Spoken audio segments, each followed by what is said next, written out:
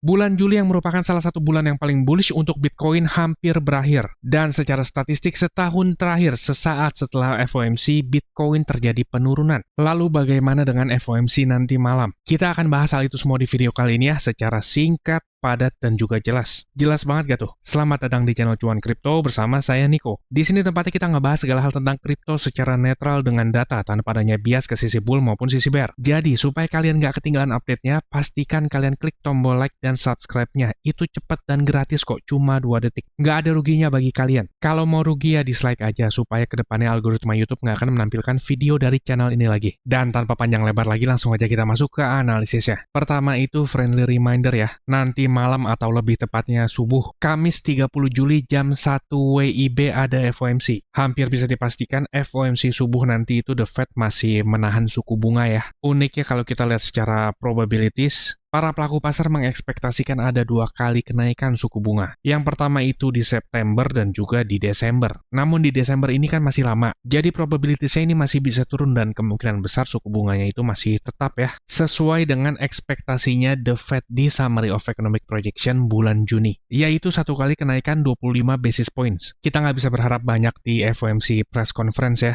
karena Fed Chairman yang menjabat saat ini tuh sangat tertutup. Di FOMC pertamanya aja dia udah ngebuang forward guidance. Forward guidance itu adalah clue yang diberikan oleh The Fed untuk kebijakan di masa mendatang. Bahkan sampai ada media yang menyoroti pernyataan kebijakan atau FOMC statement sangat singkat sekali, yang biasanya itu 300 kata lebih, turun menjadi 130 kata. Hanya sependek ini FOMC statementnya. Dibandingkan masa jabatannya Jerome Powell itu panjang banget. Sangat komunikatif. Tiba-tiba jadi kangen nih sama penampilan FOMC Jerome Powell. Di sini siapa lagi nih yang kangen sama Jerome Powell? Sudah hampir dipastikan sampai 4 tahun ke depan, kita dapat informasi yang minim tentang kebijakan Federal Reserve. Buat yang belum tahu, Fed Chairman ini tuh nggak bisa dipecat sekalipun oleh Presiden. Presiden bisa mengusulkan namun tidak bisa memecat. Padahal ini orang yang diusung Trump ya, tapi justru orang ini merupakan yang paling hawkish di antara Fed Governor lain. Soalnya udah pernah kejadian di tahun 2006 sampai 2011. Kevin Warsh pernah menjabat sebagai Fed Governor, dan dia merupakan orang yang hawkish sendirian di antara Fed Governor lain. Orang ini tuh keras banget untuk melawan inflasi ya.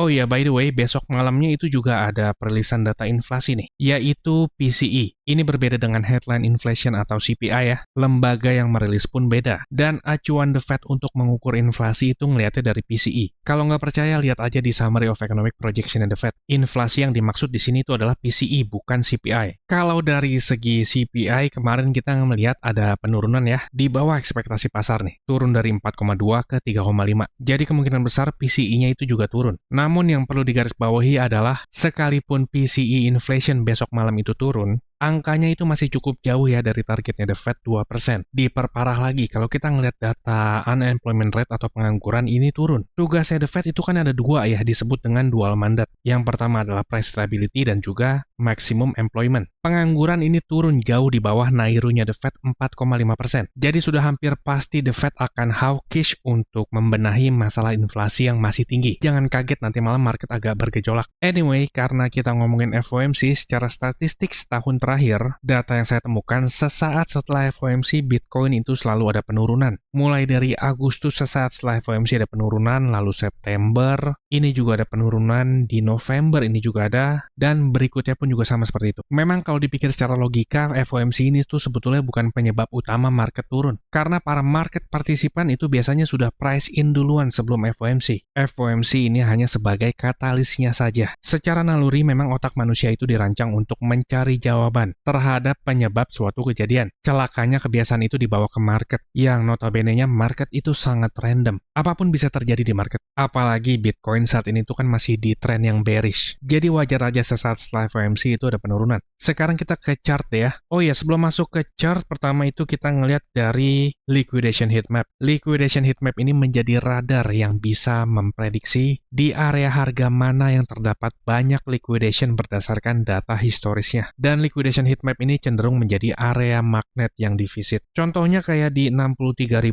nih. Seminggu lalu itu ada banyak area liquidation di kisaran 62.500 sampai 63.000. Saat ini udah ke visit dan harganya memantul naik. Nah, area liquidation berikutnya itu ada di kisaran 66.000 sampai ke 67.500. Lebih banyak di area atas sekarang ya. Ada potensi nih Bitcoin tertarik ke area atas ini. Selanjutnya kita lihat dari funding rates. Sentimen di futures market ini masih netral ya. Tidak terlalu timpang antara long buyer dan short seller. Lalu kalau kita lihat dari liquidation map, saat ini lebih banyak dari posisi short daripada long ya. Dari segi long buyer itu lebih banyak liquidation di kisaran 62.000. Potensi likuidasi itu sekitar 1,12 billion. Sedangkan dari sisi short seller, jika Bitcoin naik ke 67.000, ada potensi likuidasi yang cukup besar ya, sekitar 3,5 billion US dollar. Secara posisi, potensi likuidasi 1/3. Kira-kira long buyer atau short seller yang kena makan nih. Lalu kalau kita ngeliat dari Wells order atau order besar, saat ini masih minim ya. Ada order buy besar itu baru ada di kisaran 61.300. Dan dinding jual yang sedikit lebih tebal itu ada di kisaran 67.000. Sekarang kita lihat dari chart ya.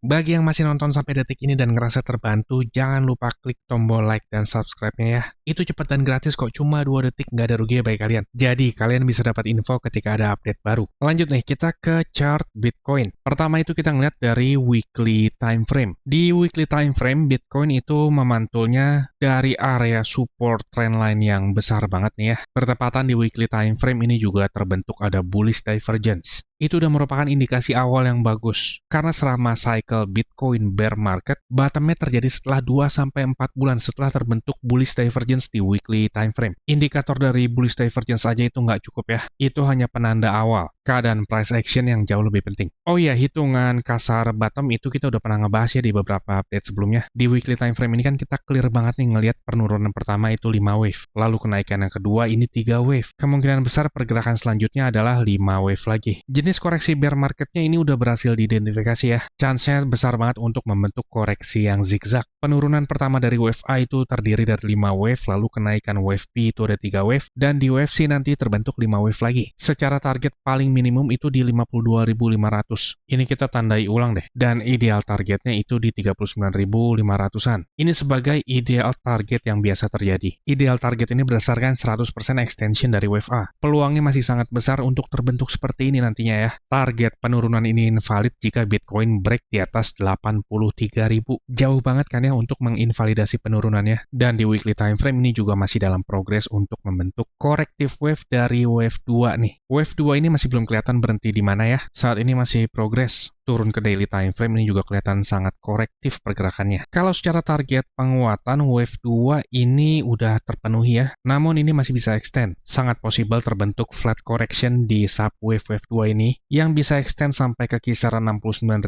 bahkan ke 72.000. Kita tandain deh ya. Target ini sangat mungkin tercapai karena dari weekly time frame kita juga baru melihat ada satu kenaikan nih. Ditambah lagi dari weekly time frame juga 21 exponential weekly moving average berada di kisaran 69.000 sampai 70.000-an. 21 weekly EMA ini bisa menjadi area magnet untuk dites kembali loh. Dan harga saat ini tuh nggak jauh dari sana. Dan kalau kita lihat lagi dari daily, di kisaran 70.000 ini ada fair value gap yang masih kosong nih, masih belum kejemput. Sebagai contoh nih ya, saat penurunan Bitcoin di awal Januari ini terbentuk ada fair value gap yang cukup besar di sini. Fair value gap ini menjadi area magnet dan dites lagi itu di bulan Mei. Dan di penurunan bulan Juni, terbentuk fair value gap di kisaran 70.000 yang sangat possible untuk divisit dalam beberapa minggu ke depan. Tentu aja sebelum revisit ke kisaran 69 sampai 72.000, ada banyak resistance Bitcoin yang harus dilewati ya. Pertama itu resistance yang cukup tebal di kisaran 67.000. Kalau Bitcoin ada kenaikan lagi sampai ke 67.000, ada kemungkinan ini langsung ditabrak jebol naik nih. Karena seperti yang kita bahas sebelumnya tuh, di 67.000 ada banyak banget liquidation. Kalau 67.000 divisit, itu bisa berpotensi membuat short squeeze. Para posisi short itu terkena likuidasi dan dipaksa tutup, yang artinya mereka membeli Bitcoin dan berpotensi membuat harga Bitcoin naik lebih tinggi. Namun harap waspada karena sebentar lagi itu FOMC. Dan secara statistik setahun terakhir, sesaat setelah FOMC, kebanyakan yang terjadi adalah Bitcoin terjadi penurunan. Apalagi kemungkinan besar Kevin Warsh itu akan hawkish. Karena angka pengangguran masih tergolong rendah, jadi fokus mereka itu adalah mengendalikan inflasi. Yang perlu diperhatikan untuk short term adalah level 61.300. Kalau level ini sampai di break turun, itu artinya ada perlemahan yang signifikan dan potensi penguatan wave 2 ini udah berakhir. Dengan kata lain, kalau level ini di break, potensinya itu akan jauh lebih besar untuk terjadi penurunan lanjutan membentuk lower low baru dari terendah bulan Juli ini. Kabar baiknya adalah semakin cepat terjadi penurunan, semakin cepat juga kita mencapai bottomnya Bitcoin. Jadi seperti itu ya. Kalau kalian suka sama update di video kali ini, jangan lupa klik tombol like dan subscribe-nya. Dan jika kalian mau dapat info lebih banyak lagi, kalian bisa join ke grup kita. Di grup itu kita ngebahas ada banyak koin, sekaligus saya juga sharing di koin apa dan harga berapa saya masuk marketnya. Karena di grup kita lebih detail ya.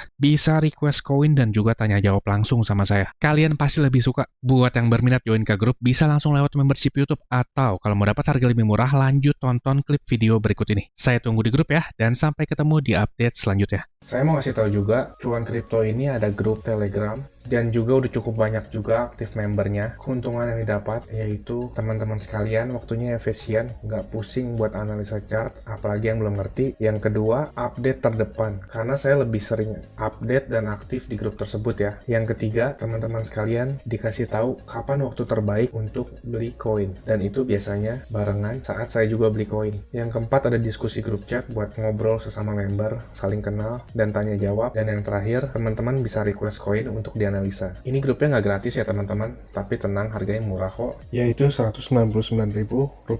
Tapi tunggu dulu, karena diskon buat teman-teman sekalian jadi Rp99.000 doang. Atau kalau dihitung, itu sama aja kayak Rp3.300 per hari. Ini biaya per bulan ya teman-teman. Rp3.300 tuh murah banget ya. Harganya sama kayak parkir di pinggir jalan. Tapi kalian bisa dapat manfaat yang cukup banyak dari grup ini. Ini harga promo ya teman-teman, cuma buat 100 pendaftar pertama. So jangan sampai ketinggalan ya, karena tinggal sedikit banget slotnya. Teman-teman bisa ngelihat sendiri ada 92 member aktif, dan saya kebanyakan lebih aktif di grup ini. Dan juga setiap ada peluang, saya selalu kasih tahu ke grup ini kapan untuk entry-nya. Bisa lihat di sini ada 3 video yang di unlisted dari YouTube, karena ini khusus untuk member dari grup tersebut. Kalau kalian berminat, saya akan kasih link Telegram di kolom deskripsi. Kalian tinggal chat, saya berminat gabung. Ditunggu di grup ya. Capek kan beli pas lagi tinggi, jual pas lagi rendah? Ayo, buruan gabung grup ya. Saya pamit dulu, salam. Cuan kripto, cuan terus.